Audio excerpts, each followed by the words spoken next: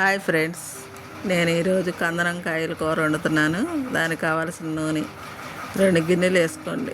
ఆ కందనంకాయలకి ఒక ఉల్లిపాయ, పచ్చిమిరకాయ సన్నగా తరుక్కొని ఆ నూనె కాగిన తర్వాత ఆ నూనెలో వేసేసుకోండి. అవి ఏగుతూ ఉంటాయి. ఈలోపు మనం కందనంకాయల్లో కొద్దిగా పసుపు, ఉప్పు, కారం వేసుకొని ఇప్పుడు కందనంకాయలు ఉన్నాయి కదా, అందులో ఉప్పు, పసుపు, కారం వేసేసుకొని 2 స్పూన్లు కారం వేసుకోండి. కొద్దిగా ఉప్పు, చిటికెడు ఉప్పు వేసుకోండి. అందుకే చాలిపోతే తర్వాత వేసుకోవచ్చు. మొత్తం కలిపేసుకొని ముక్కలను కాసేపు నానబెడదాం. 5 నిమిషాలు నానితే చాలు. అవి వాటికి ఉప్పు, కారం పట్టాలి. ఇప్పుడు మనం దీంట్లో ఉల్లిపాయ మగ్గుతున్నాయి. కొద్దిగా 1 స్పూన్ పసుపు వేసుకుందాం. కొద్దిగా వేసుకోండి, ఎందుకంటే దాంట్లో వేసాం కదా ఆ కందనంకాయల్లో. కొద్దిగా వేసి చిటికెడు వేసుకొని కలుపుకోండి. ఆ ఉల్లిపాయ బాగా మగ్గిపోద్ది. ఉల్లిపాయ మగ్గటానికి మనం కొద్దిగా వేసుకున్నాం. ఇప్పుడు అది మగ్గిన తర్వాత మనం మసాలాలు నూరి పెట్టుకున్నాం కదా, దీంట్లో అల్లం, వెల్లుల్లిపాయ, గసగసాలు, చెక్క, లవంగా అన్నీ కలిపింది. ఆ మసాలా కొద్దిగా వేసేసేయండి. అందులో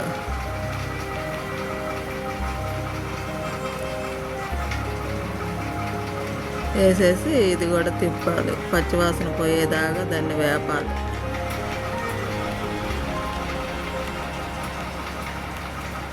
ఉల్లిపాయలోన అది వేగాలి.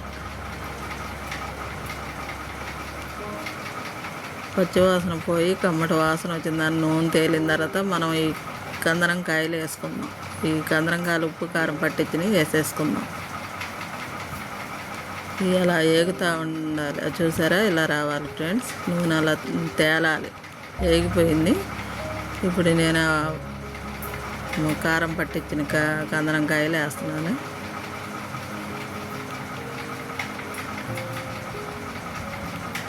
అవి కూడా కలిపేసుకొని తిప్పేసుకోండి గంటతో. మా పిల్లలకి కందనంకాయలు అంటే ఇష్టం. వారం తెచ్చుకుంటారు. అందుకే నేను ఈ దమ్ బిర్యానీలో ఈ కూర చేశా.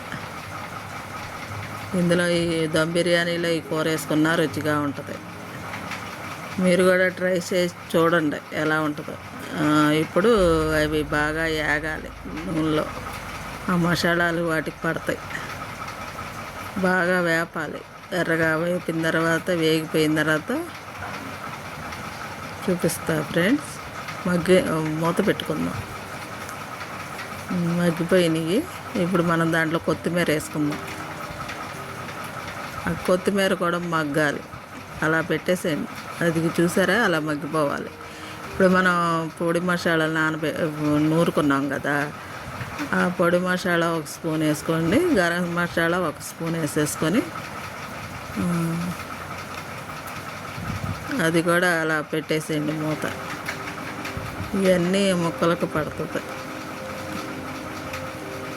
5 నిమిషాలు ఆగిన తర్వాత చూపిస్తా ఫ్రెండ్స్. చూసారా, ఇలా రావాలి. అయిపోయింది ఫ్రెండ్స్. ఇంతే. కందనంకాయలు కూర ఈజీగా ఎలా చేయాలో చూపించా కదా. అంతకీ ముక్కలు ఉడకపోతే మీరు కొద్దిగా ఒక చిన్న గ్లాసు వాటర్ పోసుకొని ఉడకబెట్టుకోండి.